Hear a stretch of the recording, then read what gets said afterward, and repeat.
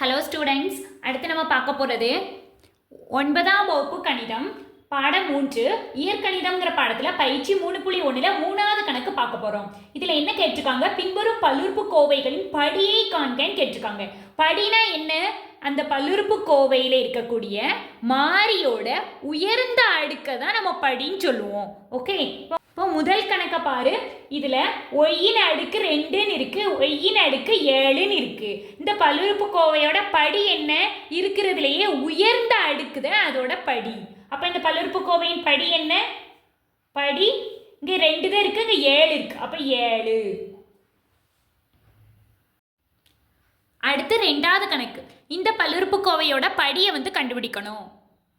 அதாவது இதை அப்படி நேரடியாக பார்த்துலாம் படி போடக்கூடாது. இந்த பல்லுறுப்புக்கோவையை நம்மளால் சுருங்கிய வடிவத்துக்கு கொண்டு வர முடிஞ்சிச்சுன்னா, அதாவது இதை கூட்ட கழிக்க பெருக்க வகுக்க முடிஞ்சிச்சுன்னா அதையெல்லாம் செஞ்சு முடிச்சுட்டு இறுதியாக வரக்கூடிய அந்த பல்லுறுப்புக்கோவைக்கு தான் நம்ம படி கண்டுபிடிக்கணும்.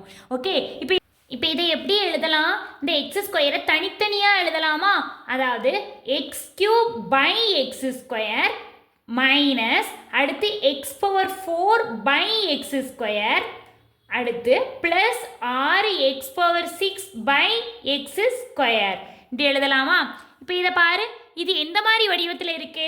a/m/a/nங்கிற வடிவத்தில் இருக்கா? இந்த ரெண்டையும் வகுக்கிறதுக்கு நம்ம என்ன செய்யணும்? அடிமானம் சமமாக இருந்துச்சுன்னா அடிமானத்தை அப்படியே எழுதிட்டு அடுக்கு 2ஐயும் கழிக்கணும். m-n. ஓகே, அந்த வடிவத்தில் தானே இது இருக்குது. அப்போ இதை எப்படி எழுதணும்?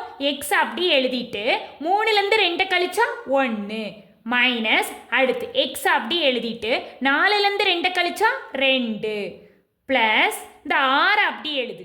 இப்போ எக்ஸின் அடுக்கு 6, எக்ஸின் அடுக்கு 2. அப்போ என்ன செய்யணும்? எக்ஸ் அப்படி எழுதிட்டு 6லேருந்து 2 கழிச்சா 4 வந்துடுச்சா? இதை இப்போ பாரு, இந்த பல்லுறுப்புக்கோவையோட படி என்ன? எக்ஸின் அடுக்குகளில் உயர்ந்த அடுக்கை தான் நம்ம படின்னு சொல்லுவோம். இங்கே எக்ஸின் அடுக்கு 1, எக்ஸின் அடுக்கு 2, எக்ஸின் அடுக்கு 4. அப்போ படி என்ன? படி 4. இப்போ இந்த பல்லுறுப்புக்கோவையோட படியை கண்டுபிடிக்கணும். இதில் நம்மளால் பெருக்க முடியும். x³ உள்ளே கொண்டு போய் பெருக்க முடியும். அப்போ பெருக்கி முடித்து இறுதியாக வரக்கூடிய அந்த பல்லுறுப்புக்கோவைக்கு தான் படி கண்டுபிடிக்கணும். அப்போ இதை உள்ளே கொண்டு போய் பெருக்கு. x³ x² முதல்ல பெருக்கணும். x³ × x² ப்ளஸ் அடுத்து x³ xஐயும் பெருக்கணும். x³ × x. ஓகே, இதை எப்படி பெருக்கணும்? பாரு, இது எந்த வடிவத்தில் இருக்கு? a/m × a/n = அடிமானம் சமமாக இருந்துச்சுன்னா அந்த ரெண்டையும் பெருக்கத்துக்கு அடிமானத்தை அப்படியே எழுதிட்டு அடுக்குகள் 2ஐயும் கூட்டணும். m கூட்டல் n. இந்த வடிவத்தில் தானே இது வந்திருக்கு. அப்போ இதில் அடிமானத்தை அப்படியே எழுது. அடிமானம் x, அடுக்குகள் 2ஐயும் கூட்டினா 5 கூட்டல் இதுலேயும் அப்படி தானே இருக்குது. இதோட அடுக்கு என்ன? 1. அப்போ அடிமானத்தை அப்படியே எழுதிட்டு அடுக்கு 2ஐயும் கூட்டினா 4. இப்போது இந்த பல்லுறுப்புக்கோவையோட படி என்ன? உயர்ந்த அடுக்கை எடுக்கணும். எக்ஸின் அடுக்கு 5, எக்ஸின் அடுக்கு 4. அப்போ உயர்ந்த அடுக்கு என்ன? 5. அப்போ படி என்ன? 5.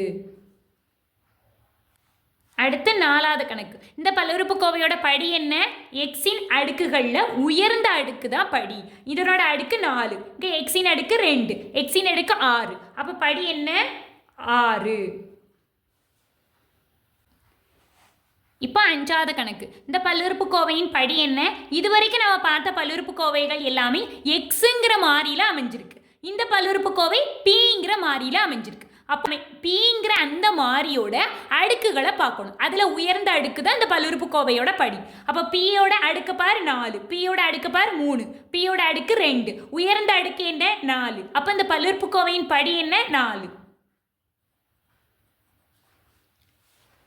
அவ்வளோதான்.